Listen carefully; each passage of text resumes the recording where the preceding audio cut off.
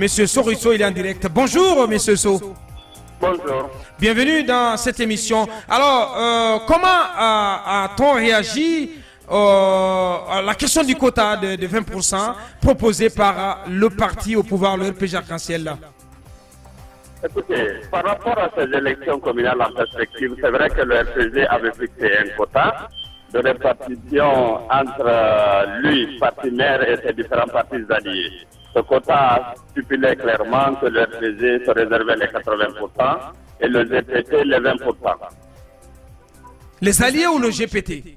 Non, et les partis alliés, j'allais dire, l'ensemble des partis alliés, les 20% autres. Bien, est-ce que vous êtes d'accord avec cela? On sait que ça a provoqué quelques grincements dedans.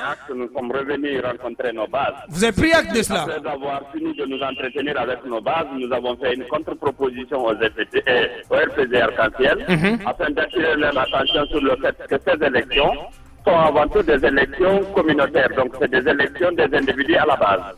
Il était important pour notre formation politique de tenir compte de l'aspiration de nos militants à la base. Alors, qu'est-ce que vous avez fait comme contre-proposition?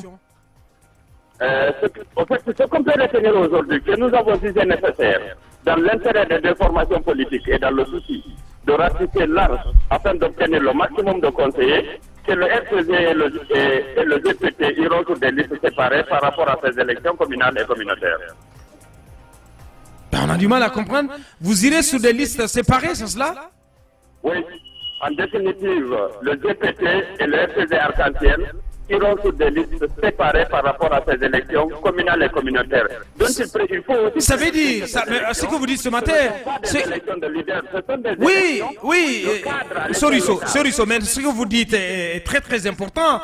Ça dit que, donc au terme des négociations, vous dites en définitive, parce que les mots ont le poids de leur sens, vous dites en définitive, le RPG Arc-en-Ciel et le parti GPT, dont vous êtes l'un des vice-présidents, iront donc de manière séparée à ces élections communales. Ça veut dire que nulle part et à aucun moment durant ces élections, vous ne ferez cause commune ou liste commune avec le RPG Arc-en-Ciel dans le cadre de ces élections. Je me répète pour être très clair. Oui. Dans l'intérêt supérieur des deux formations politiques et dans le souci de ratisser le maximum afin d'obtenir beaucoup de conseillers, le GPT et le RPG Arc-en-Ciel ont décidé d'aller sur des listes séparées au premier tour des élections communales et communautaires en perspective. C'est clair, oui ou non? C'est clair. Oui, mais on a lu quand même aussi des contre-propositions. Allez-y, Bassiko. Oui, on a vu vos contre-propositions. Vous demandez 40%, en tout cas sur le littoral, vous demandez 40% et à Conakry. Et puis vous montez jusqu'à 70% au niveau de votre passion imprégnable. Et puis mais c'est pas une passion imprégnable. Non, mais si quand même, c'est leur passion. Moi, je laisse ce mot. Je préfère bastion. Comment le RPG a réagi à toutes ces contre-propositions-là? Attendez, le problème n'est pas là. Lorsque nous avons fait la proposition de répartition 80-20%, nous avons réagi à travers un mémorandum. Le mémorandum mettait clairement à nu les aspirations de nos militants à la base. Je répète que ces élections, ce sont des élections à l'échelle locale. À l'échelle locale, le parti a des responsables, le parti a des personnes ressources qui ont une certaine légitimité dans leur terroir. Alors, ces personnes qui aspirent à être conseillées dans leur localité, ces femmes qui ont une certaine légitimité, l'ensemble des listes réunies ne pouvait pas permettre à l'ensemble des formations politiques d'avoir toutes ces personnes ressources sur ces listes-là. Parce que les listes ont un quota, chaque localité a un nombre de conseillers bien défini.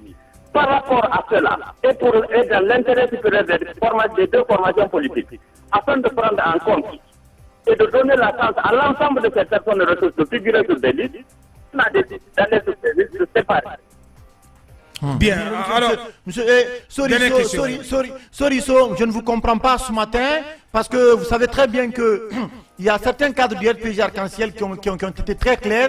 Tous les partis alliés qui vont présenter des candidats indépendants seront considérés comme des adversaires politiques à abattre. Vous les avez entendus. On a adressé un message très ferme à Paul Moussa Diawara. Comment vous pouvez me dire ce matin que vous allez présenter des candidats indépendants dans l'intérêt supérieur des deux formations politiques? Je ne vous comprends pas, Monsieur Sow.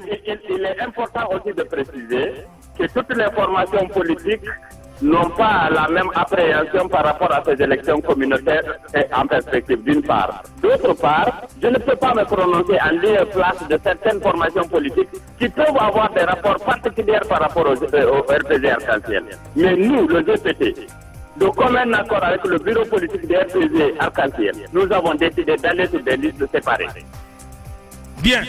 C'est l'information, la principale information à retenir au terme de cette interview avec M. Soriso, le vice-président chargé de la communication et des relations extérieures au G. L'information principale, donc le GPT et le RPG Arc-en-Ciel ont décidé, il le précise, dans l'intérêt commun des deux partis, donc d'aller sur des listes, sur la base des listes séparées au premier tour des communales fixées au 4 février. M. Soriso était notre invité. Merci M. So, merci d'avoir répondu à nos questions. Bien, M. Soriso donc qui est parti. Ça n'est terminé pour le premier numéro.